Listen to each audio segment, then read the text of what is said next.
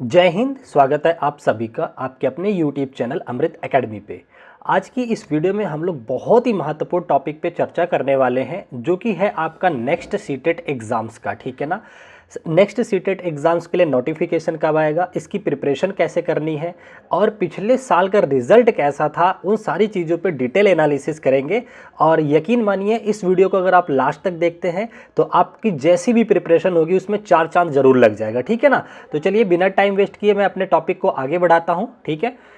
मैं आप लोगों को कुछ चीज़ें दिखाना चाहता हूँ यहाँ पे। ये देखिए, अभी सीटेट के द्वारा एक नोटिस निकाला गया था, जिसमें आपको पिछला जो पेपर हुआ था आपका दिसंबर में 14-15 दिसंबर को आपका एग्ज़ाम हुआ था। और आप लोग अगर ध्यान से देखें तो पेपर 1 में जो रजिस्टर्ड कैंडिडेट थे लगभग 6,86,000 के आसपास थे। ठीक है ना। और पेपर देने के लिए अपीयर हुए थे 5,72,489। ठीक है ना। आप सोचिए, इन्होंने इसमें से क्वालिफाई कितना किए हैं, 1,38,000 ओनली। ठीक है। पेपर 2 में अगर आप देखते हैं तो लगभग 13 लाख से 13,62,000 से प्लस। और अपीयर कितने हुए थे, 11,36,000। ठीक है ना। और पास कितने हुए हैं, 1,39,000। अगर आप इसका परसेंट वैल्यू देखेंगे ना तो ओनली 16% के आसपास बच्चे केवल क्वालिफाई हुए हैं। ठीक है ना।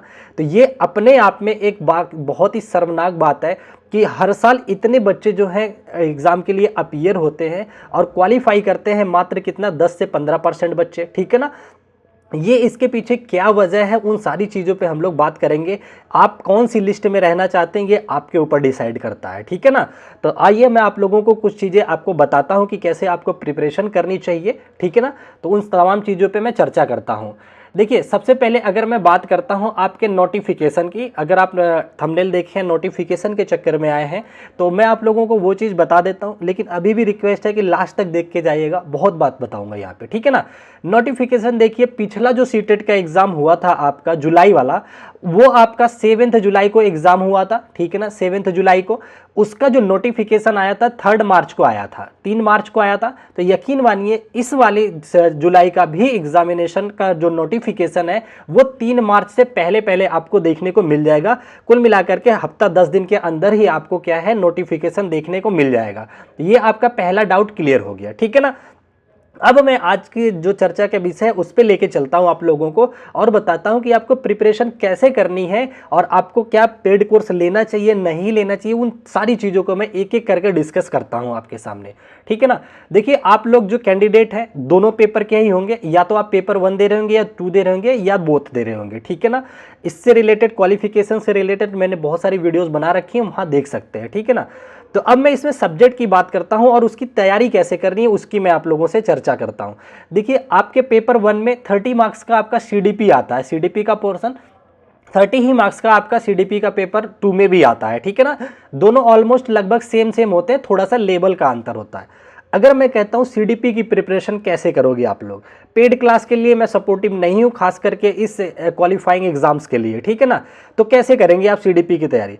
आप लोगों को एक बात तो पता होगी कि जितनी भी फेमस पर्सनालिटीज हैं टीचिंग फील्ड, एग्जाम्स की फील्ड में, सब लोग आप लोगों को सीडीपी के नाम पे ही फेमस हैं और आप लोग उन्हें बहुत अच्छी तरीके से जानते हैं। तो आप किसी से साथ भी उनके फ्री कोर्स जो यूट्यूब पे हैं उसे पढ़ करके अपना ये 30 नंबर तैयार कर सकते हैं। ठीक है ना। अब प्रॉब्लम कहाँ आ रही है उस पर मैं चर्चा करता हूँ। जो ग्राफ गिर रहा है, बच्चे जो ज़्यादातर फेल हो रहे हैं, मैं भी काफ़ी 2-3 सालों से आप लोगों के साथ जुड़ा हूँ तो आप लोगों के ही फीडबैक से बता रहा हूँ, सबसे कम रिजल्ट जो बन रहा है पेपर 2 का बन रहा है। ठीक है ना। तो पेपर 2 और पेपर 1 में अदर चीज़ों को कैसे आप बैलेंस करेंगे। अगर आपको ईवीएस में प्रॉब्लम आ रही है, आप अगर एक आधी बार अपीयर हुए होंगे तो आपको ये जरूर आइडिया होगा कि आप कहाँ पे लैक हो रहे हैं, किस चीज़ की कमी हो रही है। ठीक है ना।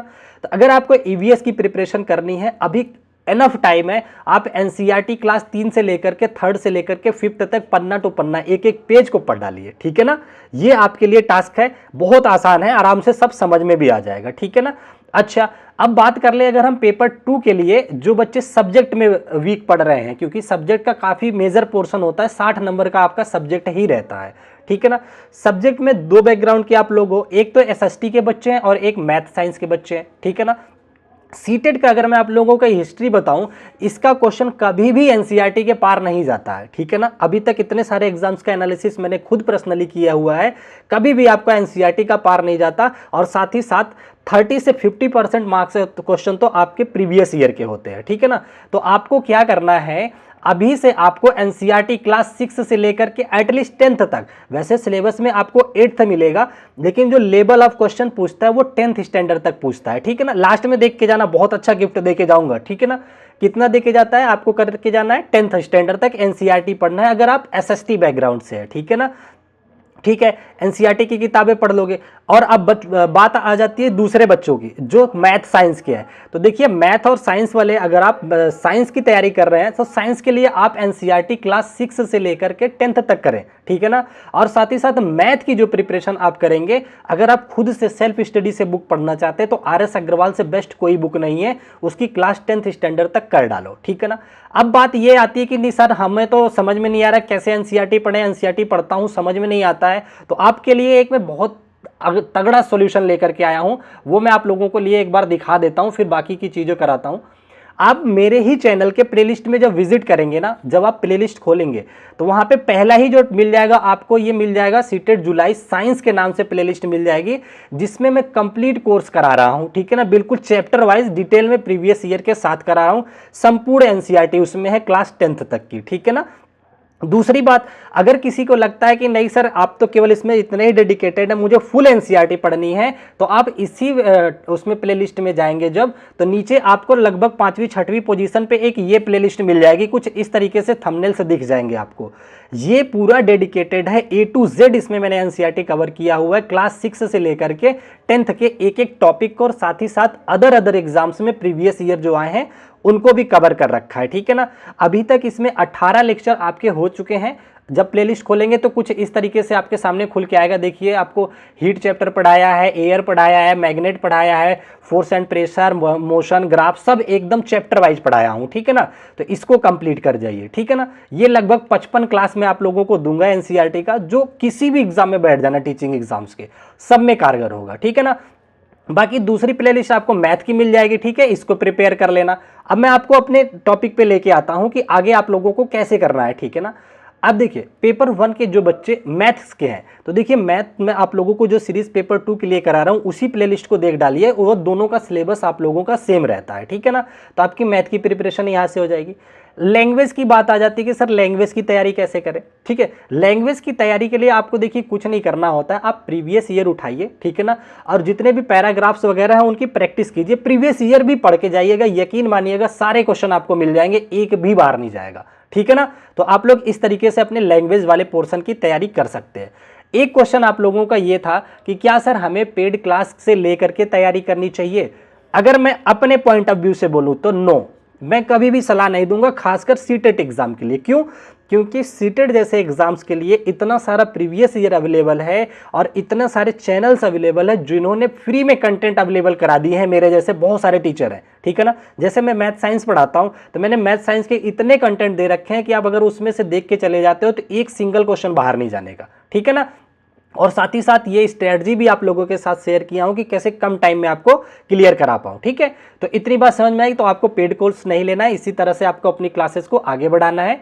अब मैं बढ़ चलता हूं, आपके आगे के 1-2 पॉइंट है उनको कवर कर लेता हूं। जैसा अगला पॉइंट आपका था, एक चीज और बता दूं कि कुछ बच्चे हैं पेपर 1 के, अगर आपको लगता है कि सर हम भी सीटेट अपना एनसीईआरटी नहीं पढ़ पा रहे, नहीं समझ पा रहे हैं, तो आप लोगों को कमेंट करना है। मैं आपकी ईवीएस को, जैसे मैं 6 to 10th की एनसीईआरटी करा रहा हूं, क्लास 3rd से लेकर के 5th तक एक कंप्लीट प्लेलिस्ट बना करके चैप्टर वाइज आप लोगों को पढ़ा दूंगा, ठीक है ना। ये आपके भाई का वादा है। चाहे जो बच्चे हमारे पुराने स्टूडेंट हैं उनको बहुत अच्छे से सारी चीजें पता होंगी, और आप पिछले प्लेलिस्ट में घुस करके आप कमेंट्स देख सकते हैं कि मैं किस तरीके की बातें किया हूं और किस तरीके से आप लोगों के कोर्स कराया हूं, ठीक है ना।